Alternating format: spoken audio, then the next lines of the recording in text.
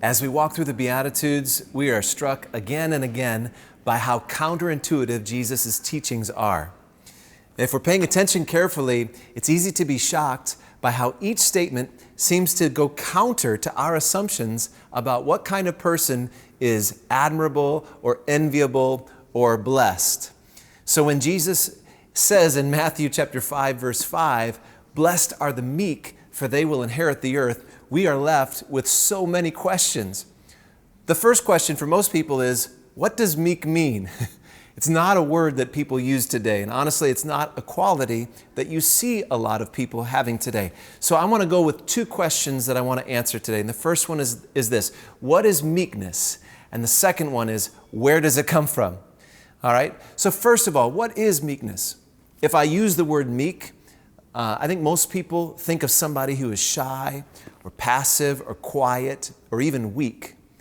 But meekness is not weakness, even though a lot of people might see it that way. Actually, it's just the opposite. Meekness is strength expressed in humility. It's a human response for every one of us to want to defend ourselves if we feel like we're being attacked. We all have that same reflex.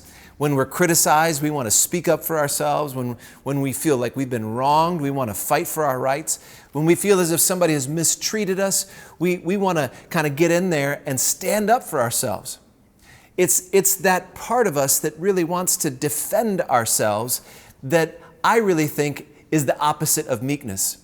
Not only that, it's the focus on myself, the pride that I have, that I think meekness is also counter to. It's human nature for a wealthier person to perhaps look down on a poor person. It's human nature for a beautiful person to maybe be put off by the person who is less attractive, or for an influential person to be disinterested in a person who has no reputation at all. And not only that, those are easy ones for us to think of, but there's this too. It's easy and it's human nature for the compassionate person to look down on the other person who isn't compassionate, or for the educated or wise person to look down on the fool. It's even in our best qualities that we find ourselves tending toward pride. And that is what is so radical about Jesus' way.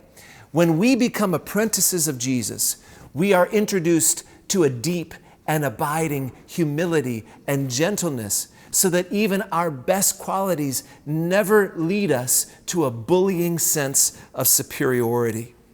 The meek person is free from defensiveness. The meek person is free from pride. So here's the thing. When we are right and we're meek, we're never proud. When we're hurt, our reflex is not to retaliate. When we are attacked, we don't become defensive. And so that is what meekness is. But the real question, I think, for most of us today is, how do we get it? Where does meekness come from? And I want to answer it right up front. I think that meekness comes from a secure sense of who I am. It's the beauty of what Jesus is teaching in this list of qualities that we call the Beatitudes, where he talks about the blessed person, the qualities of the person who's blessed. And that is this: when I live with an awareness of my own poverty, remember that was the first one that we covered, blessed are the poor in spirit. If I mourn over my own brokenness and my own sinfulness, then I'm never surprised or offended when somebody else calls me out. I know better than anybody else about my weaknesses and my faults. And I know that at the core of who I am a sinner who is completely dependent on God's gracious love for me, no better than anyone else. I know who I am, and because of that, it produces a deep and abiding humility in me. But I also know that Jesus has invited me into a radically new relationship with God. And he's called me now to live with strength and with love and with boldness that comes from him. The only difference is I don't use that strength and that boldness and that love to defend my own rights and reputation. I don't turn that love in on myself. I turn that love outward toward others, the people who don't deserve it any more than I do. But because I know who I am, it allows me to give it and produces strength in me to actually love others and serve others, not regarding myself. Now, that might seem like a tall order, and it is. And we've already said that for good reason, it's impossible for you and me to live these qualities out without the hero of the Beatitudes at work in our lives. But I want you to think about him today. Think about how meek Jesus was. He was bold concerning the needs of others, but he was humble concerning his own needs. He didn't stand up for his own rights. He was accused by Pilate and he was silent. He was abused by soldiers and he prayed for them. He suffered indignity and death, but he never retaliated. But at the same time, I don't think anybody would call Jesus weak. He turned tables over in the temple. He defended the weak and he called out oppressors and powers and he confronted sickness and lies without fear at all. He was strong for others, but he was humble concerning himself. Jesus says, the meek will inherit the earth.